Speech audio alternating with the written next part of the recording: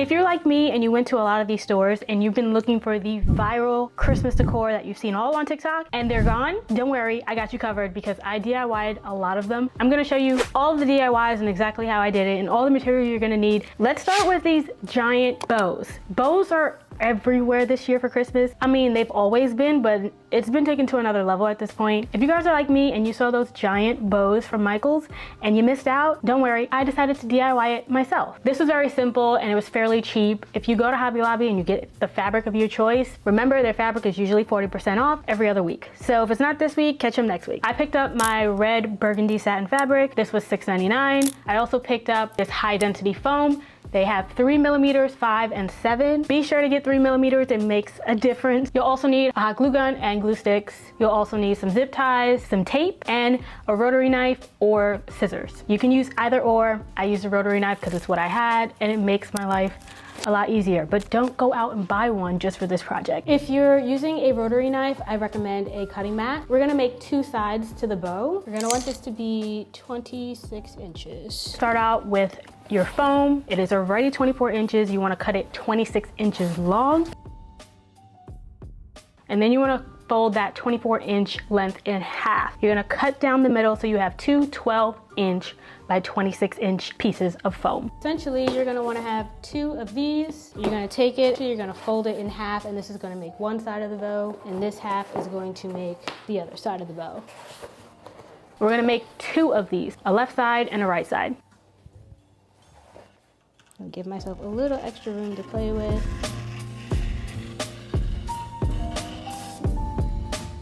You're gonna wanna open this up and slice along the fold.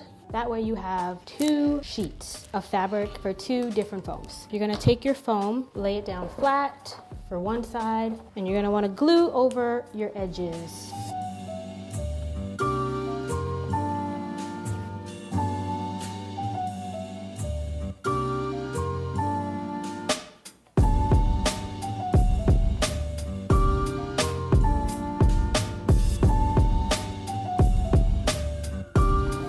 We're gonna take this side, fold it, and tuck it in.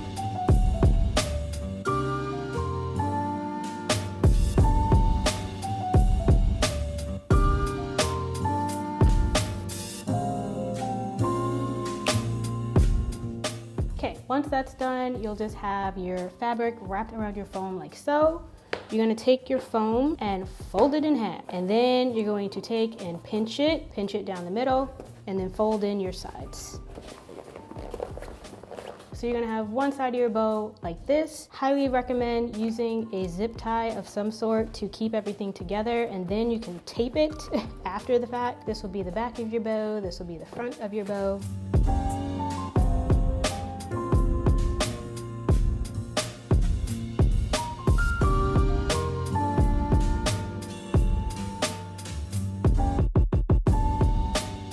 Once you have both of your bows done and zip tied, you're gonna wanna tape them down the middle. Once both sides are done, you're gonna stick them together and wrap them with tape. I used whatever tape I had on hand. At the time, I had painter's tape, and it worked just fine.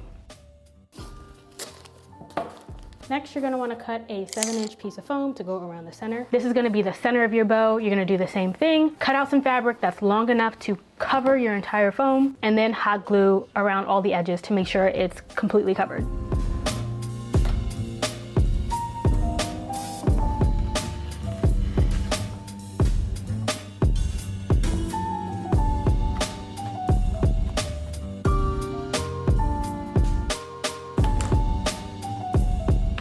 Fold in one side and then fold in the other.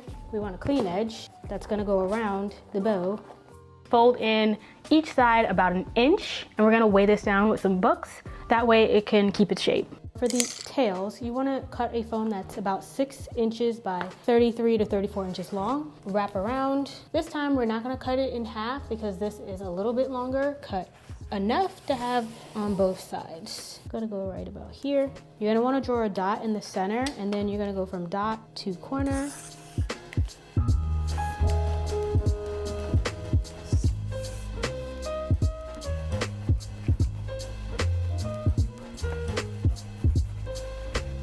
Add a dot of glue right here to to secure this to the fabric, we're gonna cut straight down the middle of the legs.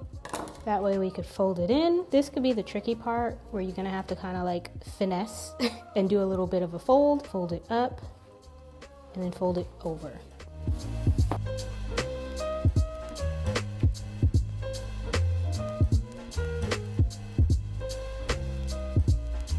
I want to glue everything shut. This is now your tail. Take this piece, fold this in half, and you're going to sit this on top. We're going to use the foam that we folded and weighted down. We're going to glue down one end. Make sure you hold it in place. This is what your bow looks like.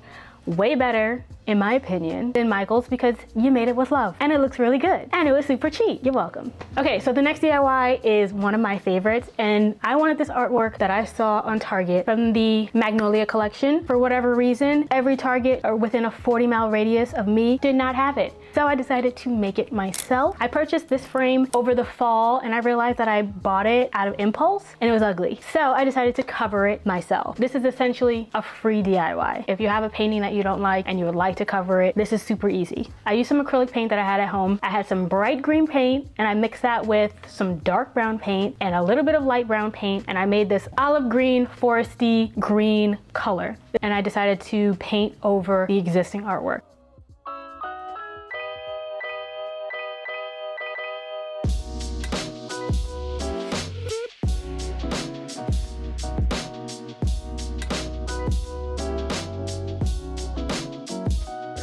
I let it dry and I gave it a second coat.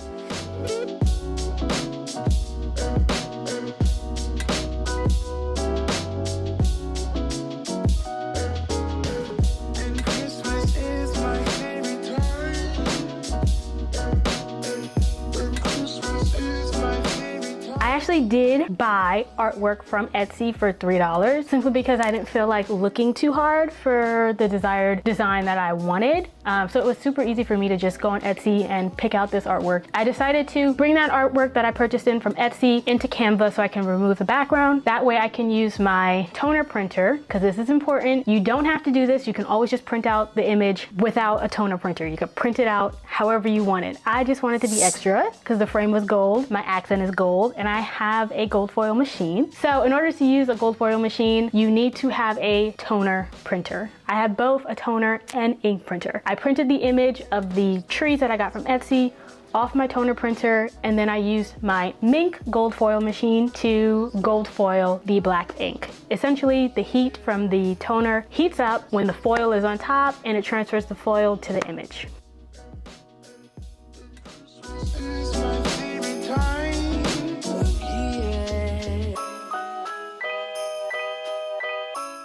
This DIY was super easy. It came out super well. I just cut down the image to the dimensions that I felt looked good on my picture frame.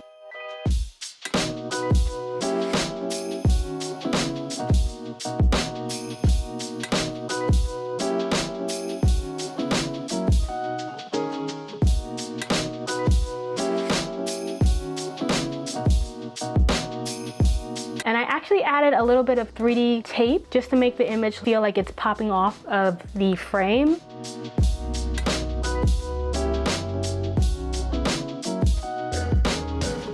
I'm so happy because I really feel like mine came out a lot better than the one I was going to get from Target, because it essentially cost me nothing if I didn't buy the Etsy print, but it did cost me in total about $3.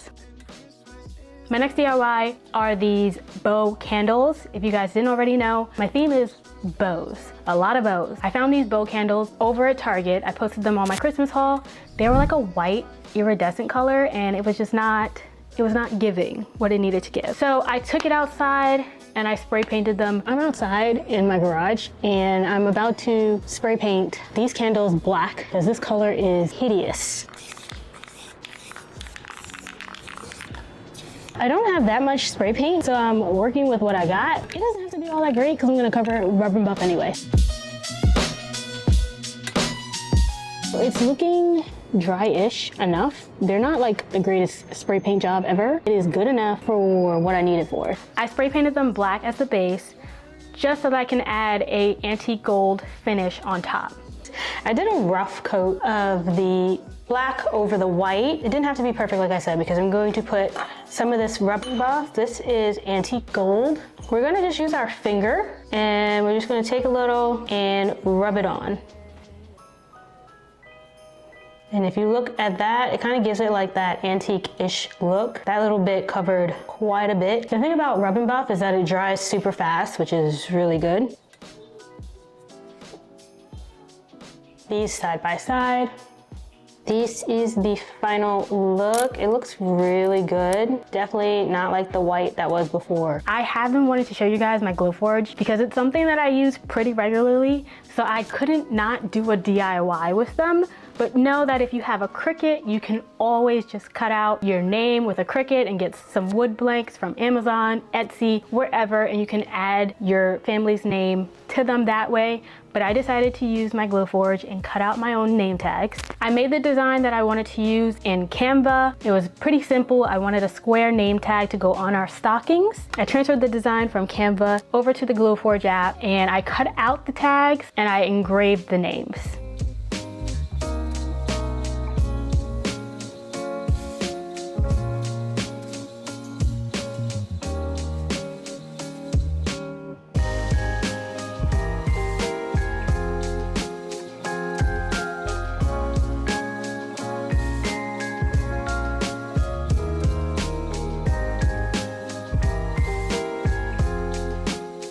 I actually painted over with a burgundy color that I mixed myself using red paint and blue paint. I've been wanting to do this DIY since last year. I just didn't have the energy, but I think it's super cute. It customizes our stockings for everyone in the family.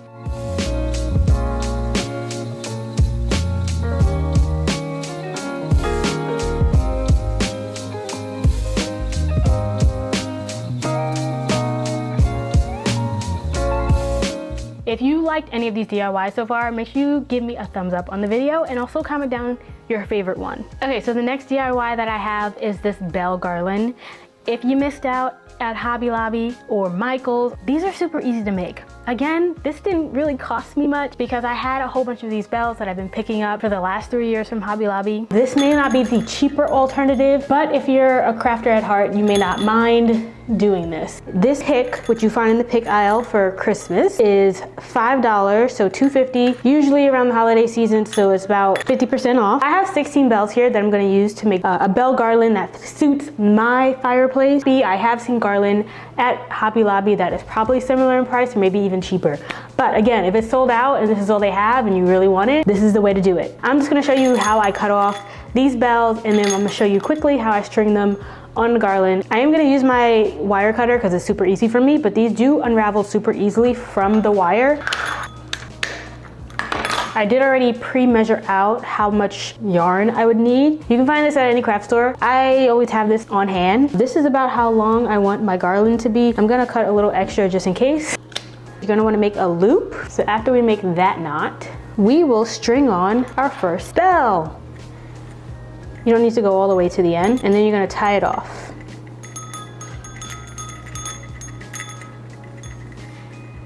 Now I would say to do this every, I don't know how, I would say this is about 5 inches or so. I'm gonna eyeball it, or you can just take the rope and kind of fold it in half and see where it lands.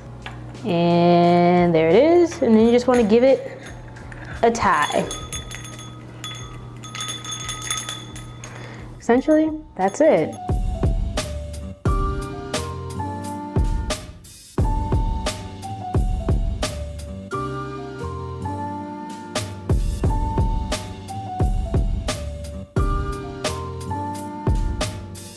And we're gonna loop this end here so that we can close it off. That's it, that's the DIY. It's super easy. It added some pizzazz and some razzle dazzle to my garland. I had originally had a different idea in mind, but I kind of stuck with my roots and did a little bit more of a simple design, and I feel like this added a lot to it. The last DIY, super simple. Again, didn't cost me much, if anything. I had some old garland that I used last year. I cut off like pieces from the garland. That way I can make a wreath-esque, because I didn't want a full wreath like that one, above my frames out in the living room. I want it to be a little bit more of a modern twist to a wreath. But what we're gonna do is attach these branches like this because I simply want it to hang over the picture frame like this. I didn't want to do a round garland. I just felt like that'd just be too much, even the mini ones. We're gonna use some floral wire. These are things that I've already had on hand. So this, if you have garland at home, or if you find some picks from Michael's, Hobby Lobby, wherever, craft store, Joann's, and the floral wire, I've had this, but I believe you can get this from any craft store as well, not too expensive. I want it to kind of hold structure as well, so I'm gonna overlap them quite a bit, and we're gonna start wrapping them end to end.